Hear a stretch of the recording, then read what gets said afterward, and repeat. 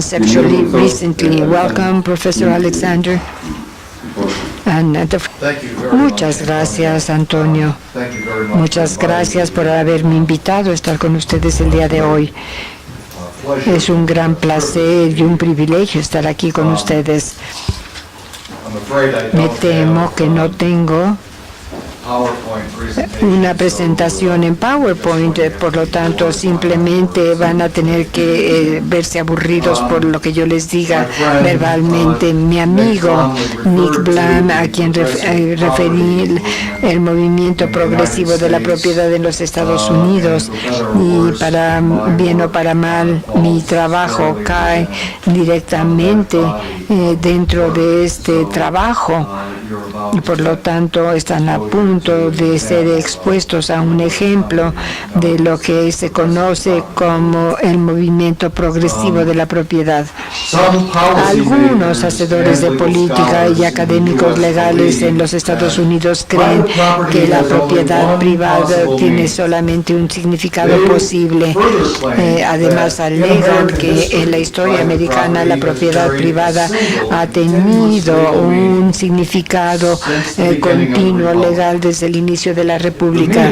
El significado que estos académicos igualan a la propiedad privada es el entendimiento clásico liberal de la propiedad. Frank Michelman ha llamado este entendimiento la concepción posesiva de los derechos de propiedad. Con ello, él habla de la idea de que la propiedad es una demanda negativa que el propietario tiene contra otros, incluyendo el Estado, de no interferir con su uso, posesión o disfrute de su propiedad. Más inmediatamente, esta demanda incluye el derecho de ser libre de acciones redistributivas del Estado que le quiten cualquier porción de derecho que tenga una persona a su propiedad.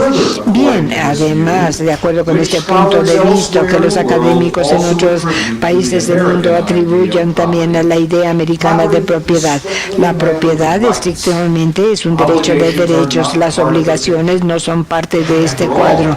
Después de todo, la función clave de la propiedad privada, de acuerdo con este punto de vista convencional, es aislar a las personas de las demandas de la sociedad, tanto en su forma política organizada, así como de su forma colectiva no política.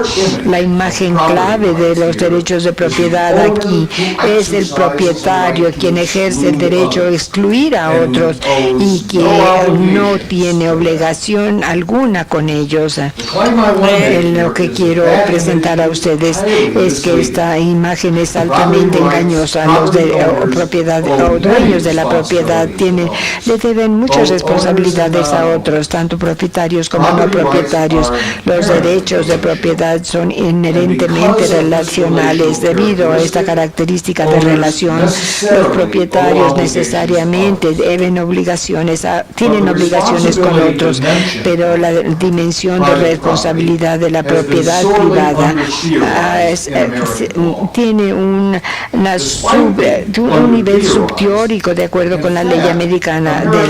Además, aparte de esto, la propiedad americana implícitamente reconoce algo similar a lo que es una norma social y de obligación, tanto como asunto de ley privada y de asunto público, específicamente del derecho constitucional. Al teorizar sobre esta norma recientemente, he desarrollado lo que yo llamo una teoría de florecimiento humano de la propiedad privada.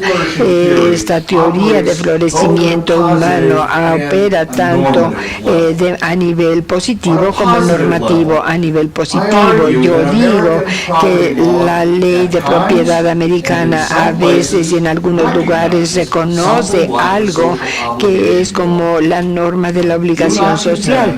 No pretendo que la ley de propiedad americana reconoce ampliamente esta norma de obligación social. Sin embargo, sí digo que la teoría de florecimiento humano justifica algunas de las decisiones judiciales más controvertidas, incluyendo aquellas que están en el área de propiedad constitucional.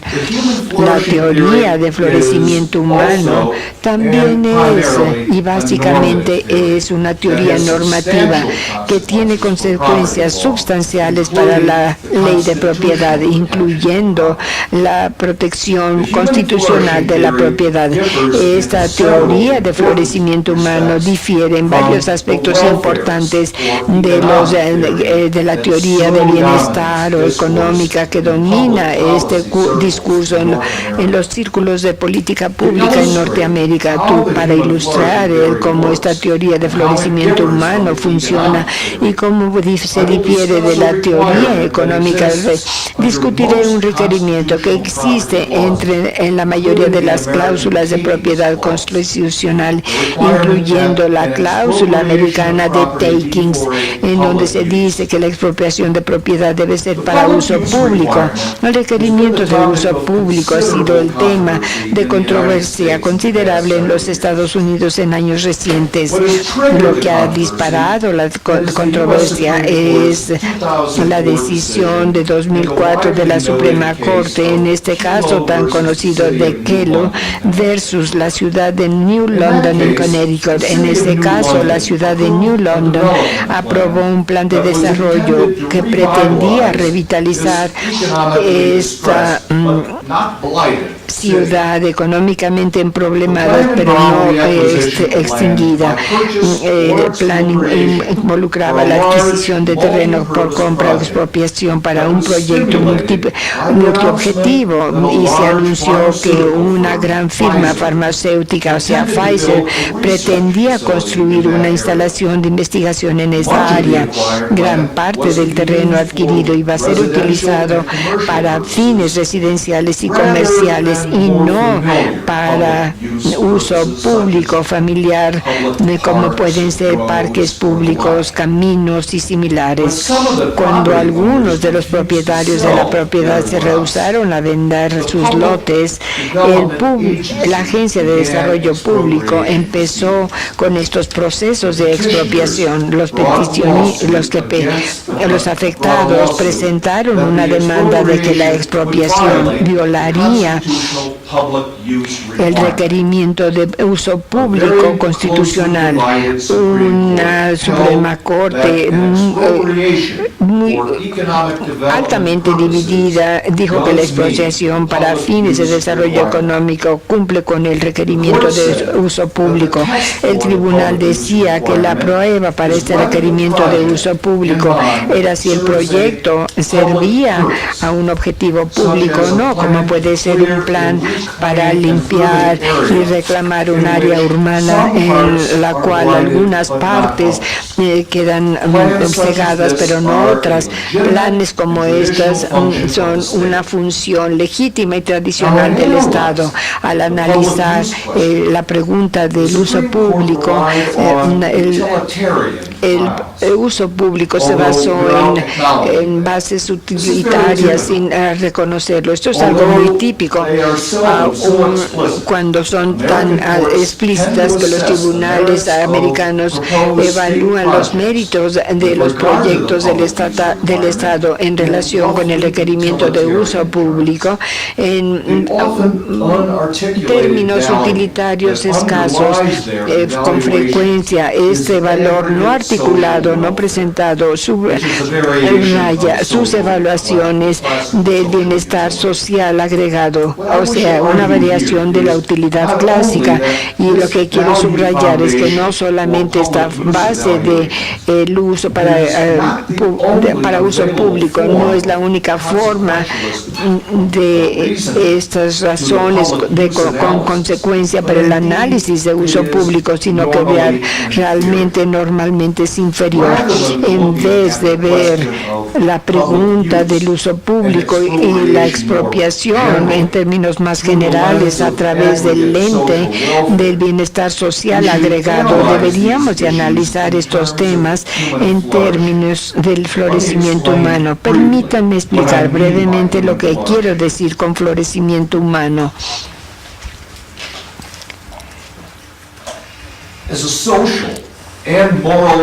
como meta social y moral. El florecimiento humano difiere del bienestar social, conforme utilizan este término los economistas.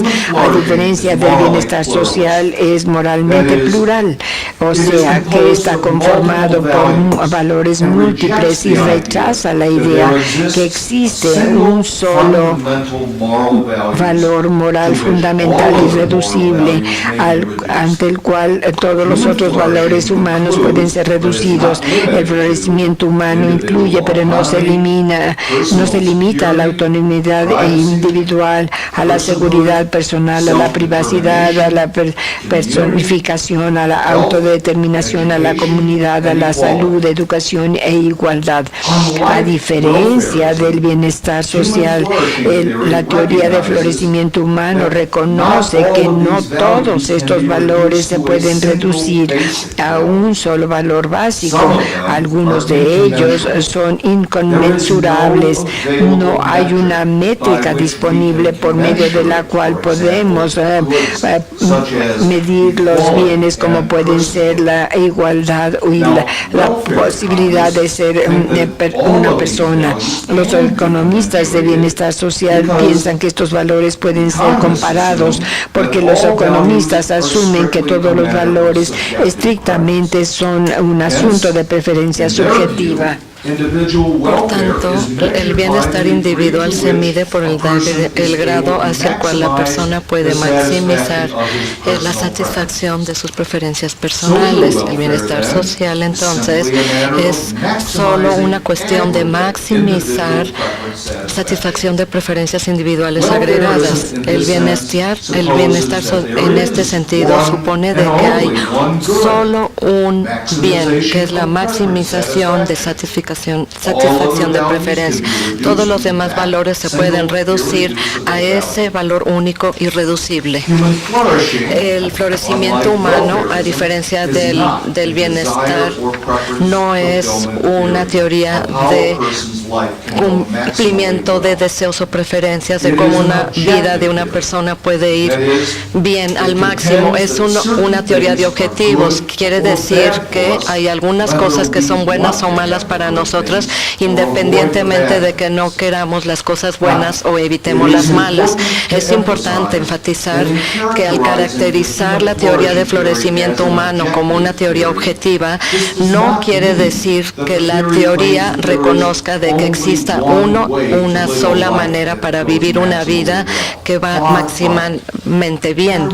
Está muy lejos de esto. Hay muchas rutas para llegar a cumplir con la vida. Hay muchas maneras de florecer al mismo tiempo. No cada manera de vivir que una persona puede elegir, no importando qué excelente sea el individuo al encontrar este camino, es más bien la que maximiza su bienestar. Para un oficial nazi, una vida dedicada al asesinar a los judíos, no importando cómo nos desempeñemos excelentemente, no es una vida bien vivida. ¿Cómo nosotros podemos medir el florecimiento humano? Los economistas y otros se comprometen al bienestar, miden el valor en términos de recursos. Para los que estudian el bienestar, se dice que el bienestar humano es una cuestión de satisfacer las preferencias individuales subjetivas reveladas a través de transacciones de intercambio. Los teóricos de florecimiento humano, por el contrario, se enfocan en las capacidades de la persona.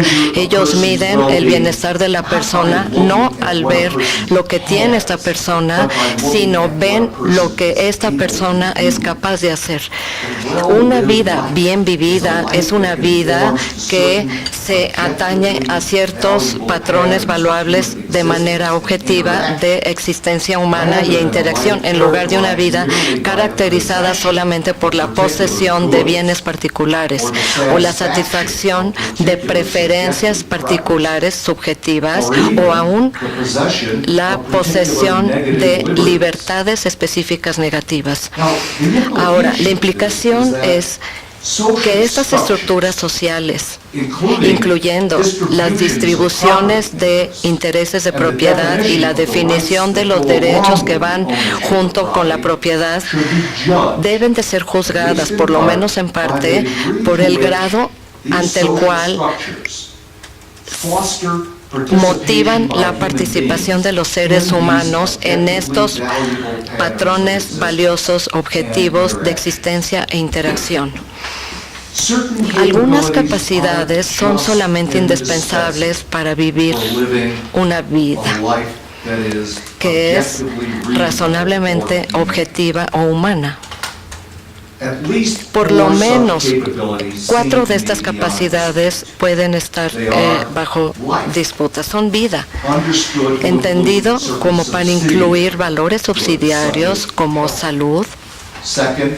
Segundo, libertad, entendida como incluir la libertad para hacer elecciones deliberadas, por ejemplo. En tercero, el razonamiento práctico, la habilidad de razonar las acciones futuras. Y cuarto, la sociabilidad, la habilidad para llevarse bien con otros y ponerse uno en sus zapatos. Ahora, la adquisición de las capacidades que son esenciales para el florecimiento humano sí requiere recursos. Y nadie puede adquirir todas estas capacidades por uno mismo. El proceso del desarrollo humano nos hace depender de otros para cultivar estas capacidades que son necesarias. Sin duda, como Judith Butler indica que somos dependientes de otros para poder funcionar como agentes libres y racionales. Nosotros entramos al mundo dependiendo de otros para nuestra sobrevivencia física y aún como adultos seguimos teniendo una dependencia física, por lo menos parcial, y dependencia emocional y psicológica a ir a través de toda nuestra vida. Desde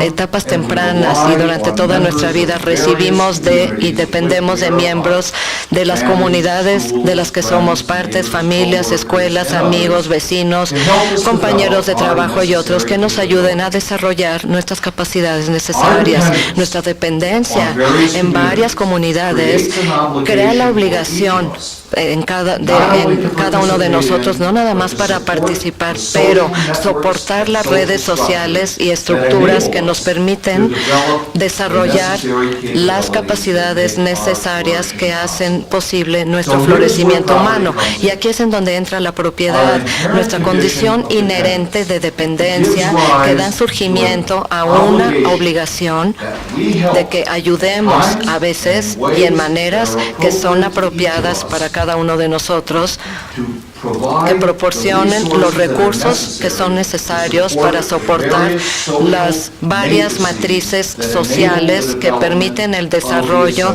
de las capacidades humanas esenciales. El florecimiento humano sí requiere una versión de justicia distributiva que tiene su objetivo el darle a las personas lo que necesitan para poder desarrollar las capacidades que son necesarias para que ellos vivan una vida bien vivida. Si nosotros aceptamos la existencia de dicha obligación para motivar estas capacidades, y si nosotros entendemos que esta obligación como que se extiende a una obligación para compartir propiedad, uno para mejorar las habilidades de otros para florecer, entonces lo que sigue es que el Estado debe estar empoderado y estar aún obligado a entrar y a convencer a los ricos a compartir sus ganancias con los pobres para que el que menos tiene pueda desarrollar sus necesidades medidas necesarias, pero nada de esto sugiere que el poder del Estado no tiene restricciones. Pero los límites del dominio del Estado que esté suministrado por los mismos principios que justifican las acciones, las demandas generadas por las capacidades que facilitan el florecimiento humano, seguridad, racionalidad práctica, socialidad, entre otros. Esto es lo que significa el tomar seriamente la dimensión social inherentemente de la propiedad.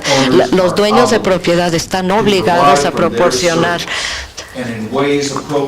sus ganancias en maneras que son apropiadas para ellos, a los dueños de propiedad, a las comunidades a las que pertenecen y de las que dependen. Estos beneficios que la comunidad considera razonablemente como necesarias para el desarrollo de sus capacidades, que son esenciales para el florecimiento humano. Uno puede entender el poder para expropiar en términos de esta teoría. Las capacidades necesarias para los individuos requiere la existencia de redes sociales, pero también requiere los elementos necesarios de infraestructura. Estos elementos de infraestructura incluyen los públicos proyectos para el cual el poder de dominio eminente se ejercita típicamente, como caminos, aeropuertos, líneas de servicios públicos, edificios públicos. Esta infraestructura es literalmente el cimiento bajo el cual cada sociedad decente, cultura, descansa. No es exagerado decir que sin esta infraestructura una civilización humana no puede existir. ¿Cómo Kelo encaja en este análisis? La Suprema Corte en Kelo examinó los fines o las metas del proyecto, en lugar de examinar los propósitos y valores subyacentes de la propiedad constitucional. El propósito del proyecto era desarrollo económico y la Corte preguntó si ese desarrollo económico creaba beneficios que eran lo suficientemente públicos para satisfacer el uso público, a pesar de los beneficios privados incidentales. La Corte concluyó que el carácter del fin de este proyecto era en equilibrio, pero en general público. Esto es un enfoque muy angosto para examinar los fines, los propósitos. Obviamente, los propósitos del proyecto son relevantes, pero no se pueden disponer de ellos. Un análisis mucho más amplio, orientado a valor del requerimiento de uso público, empezaría por verse el propósito básico del uso.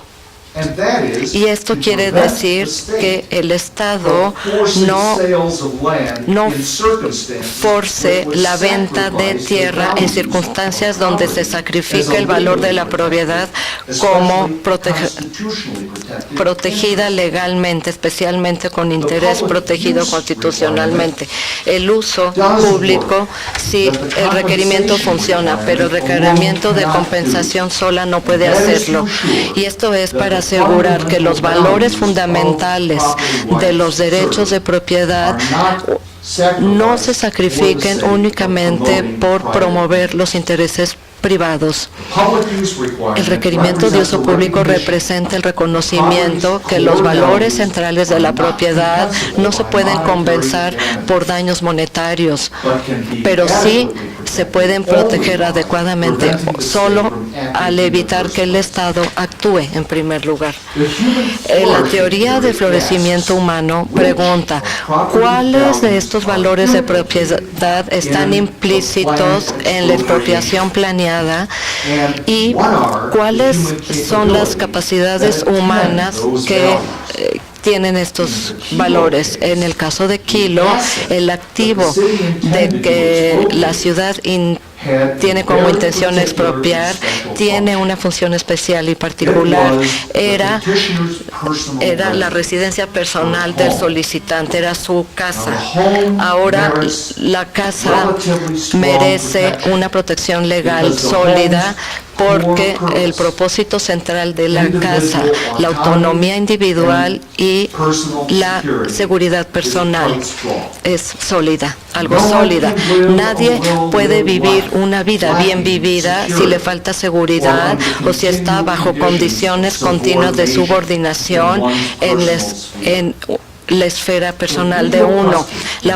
La pregunta real en Kilo era si estos valores, la seguridad personal y la autonomía individual, se debieron haber sacrificado por el bien del desarrollo económico. Esto podría ser útil tomar una perspectiva comparativa. La Corte Constitucional alemana desarrolló una técnica llamada el approche de limpiar, bajo el cual la Corte grada la limitación de la norma de obligación social en propiedad de acuerdo al dueño individual. De acuerdo a este enfoque, entre más cerca esté el interés de propiedad y esté involucrado en proporcionar seguridad y autonomía del que lo tiene, el mayor grado de protección constitucional se va a dar. Para ser concreto, el interés de un terrateniente que no vive personalmente en el lugar se le da menos peso que al interés del locatario, que su oportunidad de quedarse en la posesión se considera esencial para su seguridad personal, autonomía. La casa, como dijo la Corte, es crítica para estos valores, y estos valores son esenciales para el derecho a propiedad constitucional. Por el contrario, el proyecto planeado en Kilo no implica directamente los valores centrales de la propiedad. En el proyecto, del lado del proyecto, los trabajos, impuestos, sí, son importantes para el bienestar de la sociedad, pero existen suficientes razones para superar los valores de propiedad sólidos del dueño, todos los valores que se agregan a la vivienda. Muchas veces la casa se tiene que sacrificar cuando se tenga que crear y mantener unas condiciones de antecedentes. Pero los fines del proyecto de New London para mantener estas condiciones solo indirectamente se hace al expandir la base fiscal de la ciudad, creando nuevos trabajos que a su vez generarían más impuestos. El ejemplo más típico del uso del poder de expropiación es para fines de un aeropuerto. Un aeropuerto es específico del sitio.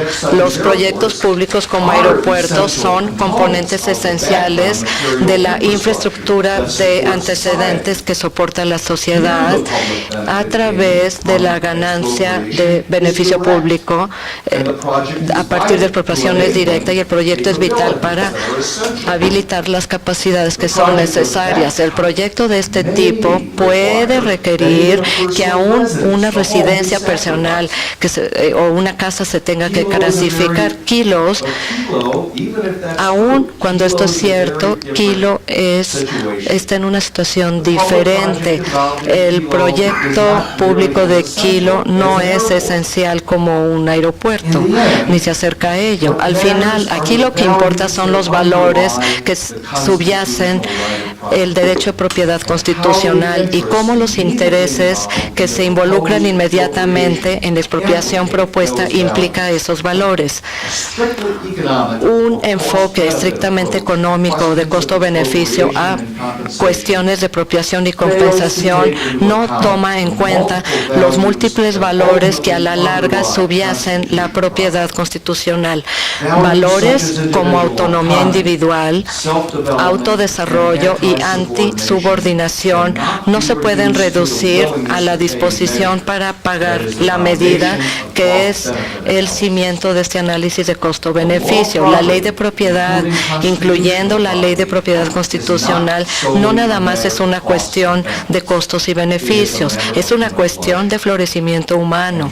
Y el florecimiento humano es un proyecto en el que nosotros, incluidos los dueños de propiedad, tenemos obligaciones con otros. Muchísimas gracias. De los derechos de propiedad aquí es el propietario quien ejerce el derecho a excluir a otros y que no tiene obligación alguna con ellos. Lo que quiero presentar a ustedes es que esta imagen es altamente engañosa. Los dueños de la propiedad le deben muchas responsabilidades a otros, tanto propietarios como no propietarios. Los derechos de propiedad son inherentemente relacionales. Debido a esta característica de relación, los propietarios necesariamente tienen obligaciones con otros, pero la dimensión de responsabilidad de la propiedad privada, además alegan que en la historia americana la propiedad privada ha tenido un significado continuo legal desde el inicio de la República. El significado que estos académicos igualan a la propiedad privada es el entendimiento clásico liberal de la propiedad. Frank Michelman ha llamado este entendimiento la concepción posesiva de los derechos de propiedad. Con ello, él habla de la idea de que la propiedad es una demanda negativa que el propietario tiene contra otros, incluyendo el Estado, de no interferir con su uso, posesión o disfrute de su propiedad. Más inmediatamente, esta demanda, por lo tanto, simplemente van a tener que verse aburridos por lo que yo les diga verbalmente. Mi amigo Nick Blam, a quien referí el movimiento progresivo de la propiedad en los Estados Unidos, y para bien o para mal, mi trabajo cae directamente dentro de este trabajo, y por lo tanto están a punto de ser expuestos a un ejemplo de lo que se conoce como el movimiento progresivo de la propiedad. Algunos hacedores de política y académicos legales en los Estados Unidos creen que la propiedad privada tiene solamente un significado posible.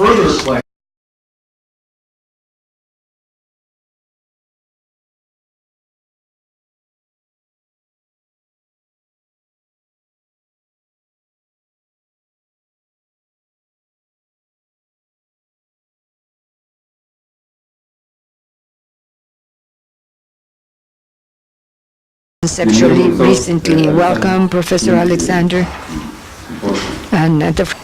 Muchas gracias, Antonio. Muchas gracias por haberme invitado a estar con ustedes el día de hoy. Es un gran placer y un privilegio estar aquí con ustedes. Me temo que no tengo una presentación en PowerPoint. Incluye el derecho de ser libre de acciones redistributivas del Estado que le quiten cualquier porción de derecho que tenga una persona a su propiedad. Bien, además, de acuerdo con este punto de vista que los académicos en otros países del mundo atribuyen también a la idea americana de propiedad. La propiedad estrictamente es un derecho de derechos. Las obligaciones no son parte de este cuadro. Después de todo, la función clave de la propiedad privada, de acuerdo con este punto de vista convencional, es aislar a las personas de las demandas de la sociedad, tanto en su forma política organizada, así como de su forma colectiva no política. La imagen clara